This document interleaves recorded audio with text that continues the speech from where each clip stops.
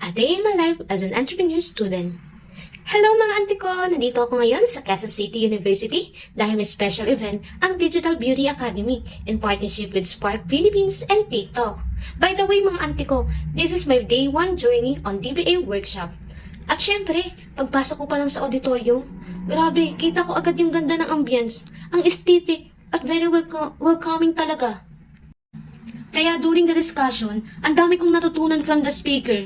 Lalo na tungkol sa hair care yung diniscuss niya. Grabe mga auntie ko, ang daming hair tips niyang shinare na talaga namang tumatak sa isip ko. And mga auntie ko, yung pinaka tumatak sa akin na key takeaways, ang scalp damage pala o yung anit natin na natanggal sa buhok, it takes 3 to 6 years bago tuluyang ma-regenerate at tumubo ulit ang healthy hair natin. O di ba mga auntie ko, ngayon ko lang ito nalaman. Kayo ba? Kailan nyo ito nalaman?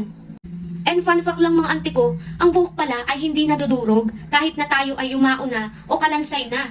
Still buo pa rin ang hair strand natin. O diba grabing fun fact to mga auntie ko, ngayon ko lang din ito nalaman. Grabe talaga yung learnings. Kaya super saya ng event na to mga auntie ko, super dami ko natutunan na pwede ko i-apply sa sarili ko at ma-share din sa iba. Kaya mga auntie ko, always stay tuned for more learnings and kwentas for my journey.